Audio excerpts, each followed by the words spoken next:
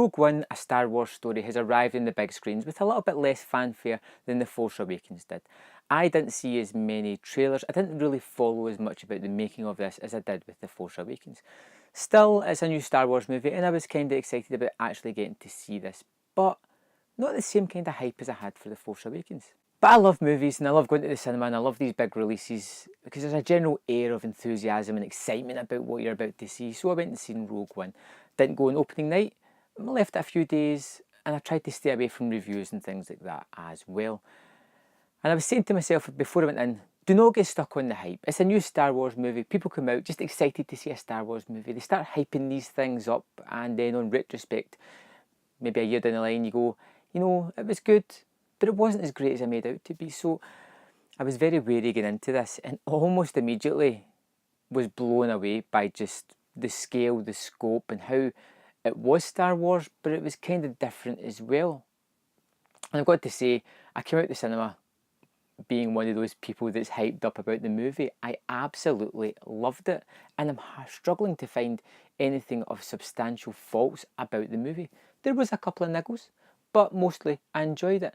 Now I'm not going to go into the plot about it because if you've already seen the movie, which I imagine you have, you know the plot, so there's no point in rehashing it. First off, the movie opens up and like I said, I was a little bit wary, but even more so when it started flashing to all these various planets and the names were popping up and I was like, wow, am I supposed to remember all these places? Because they're all wacky, strange names. But luckily enough, that's just setting up all of these various characters, plot points and what's going on, who's where. But it is a little bit muddled at the start as it kind of just shoots all over the place. But very soon it settles into these characters and the look of the movie is unlike any other Star Wars movie that I've seen. A lot of the planets that they're on are very subdued, muted colours. They look kind of desolate and not very habitable planets that these people are living on. There is a main character of Jin who is played by Felicity Jones, but there is a whole host of other characters that surround this piece. And mostly all of them I found to be really interesting, really different in this Star Wars world and ones that I just wanted to spend a little bit more time with. But this is very much a Star Wars movie. They sort of differentiated it by saying it's a Star Wars story, but I would almost go to say that this is Star Wars episode 3.5. You know, it fits in firmly between Revenge of the Sith and just before A New Hope.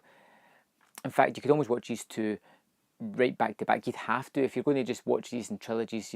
You get the prequels and then you have the originals, but now this is a very welcome addition to the originals. It adds so much to the story. The opening crawl in A New Hope is pretty much this movie, and it layers up these characters. They are three-dimensional. You can kind of tell all their traits. They're all very different. They're all wanting very different things, but they're all great. One of my favourite aspects was the robot K, who at first you're thinking, oh, please not another C-3PO rip-off type of thing. But this belligerent robot is probably one of the best characters in the movie. I loved to see him on screen and I couldn't wait to hear what he was going to say next because it was always something that shouldn't really be said in a situation but kind of added a little bit of levity to most of the movie. I mean, there was other characters as well, like Forrest Whitaker's character who partially made up of robotic parts and who was an insurgent almost kind of thing. He was a hardcore against the Empire, so much so that he had splintered away from the rebellion and was trying to almost fight them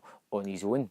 He trusts nobody, extremely paranoid, but a really interesting character. As for the action is thick and fast. There's lots of it and it looks great, but there carries a real weight to it.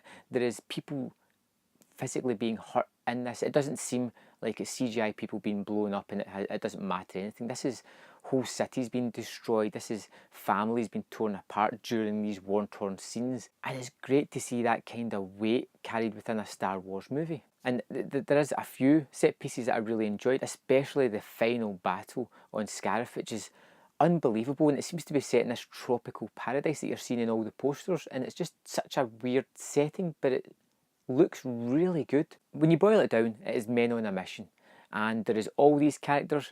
They're not all going to live through to the end of the tale, but they're happy with that. They just want to have purpose in their life and make a difference, and they feel like they're doing the right thing, and I bought into it completely.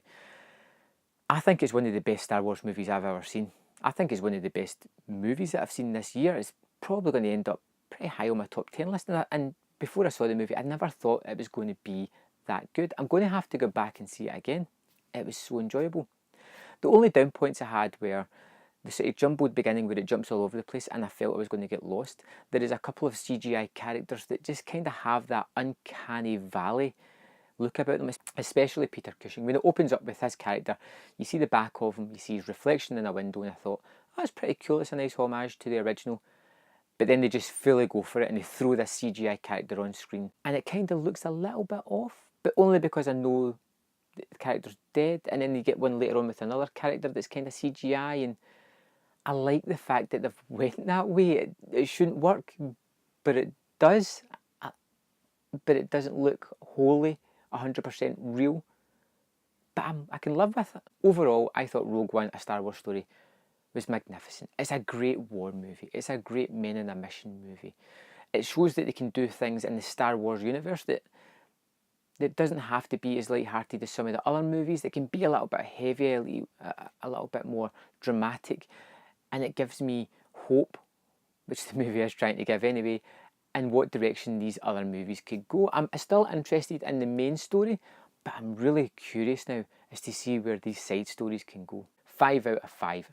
An absolute fantastic movie. Do yourself a favour, see it on the big screen.